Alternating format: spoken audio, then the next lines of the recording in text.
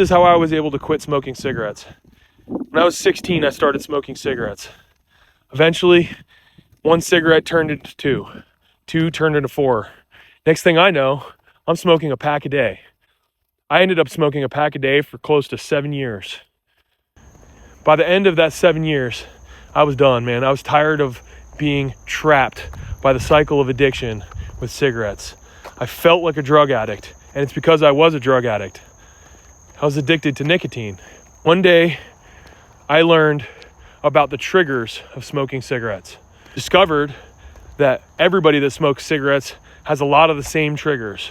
Some people might have different ones, others might have others. But in my case, when I read the list of triggers that are common with cigarette smokers, they were exactly the same triggers that I had. The first one, every time I woke up, I had to have a cigarette. Every time I had a cup of coffee, I had to have a cigarette. Every time I ate food, I had to have a cigarette. And then there's the work smoke breaks. Had to have a cigarette. Every single time I got in my car and started it up, I had to have a cigarette. I realized by looking at my daily habits that I was doing every one of those things every single day. So of course I'm smoking 20 cigarettes a day. I'm doing those triggers all day long, every day. And I was stuck in that cycle. When I realized those triggers, I was able to control them. And here's how I did it. After I woke up, I wouldn't smoke for an hour. After I had a cup of coffee, I would wait an hour.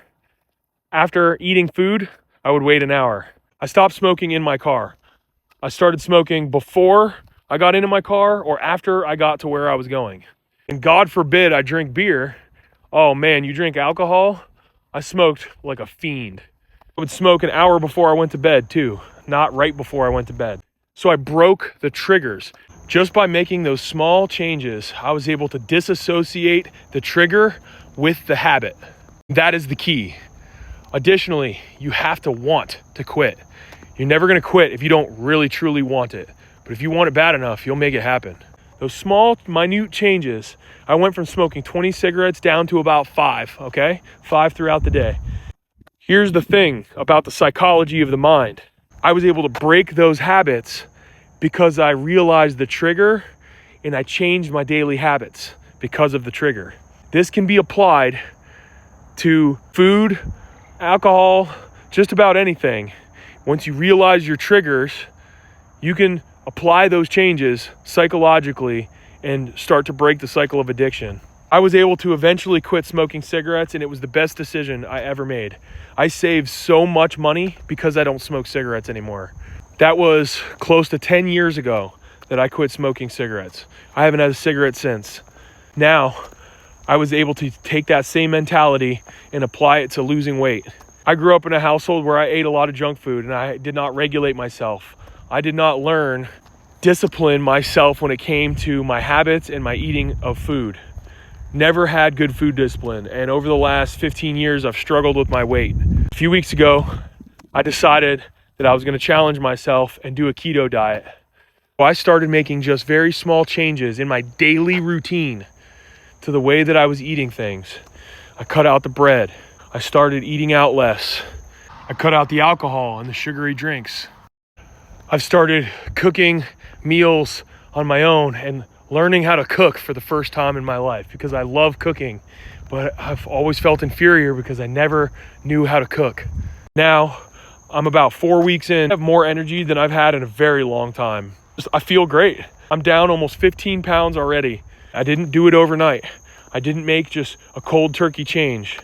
In general, most people who try to quit things cold turkey will eventually relapse on whatever that habit is. So that's why it's important to make these changes a literal lifestyle change. By doing your small daily habits, you are creating a new lifestyle change. And that is what's going to help you in the long term. When you start with the small accomplishments and you are successful, naturally, you are going to be more motivated to continue and compound in the right direction to achieve your goal. If any of you guys can relate to anything that I've said in this video, just try it. Just try making small daily habit changes. It's not going to be easy and it takes a lot of dedication, but I promise if you just stick with it, it will get easier the longer you do it. because you're creating new, better habits, and you will be successful. And who knows what else you can apply this mentality to. Good luck, and I hope this helps somebody.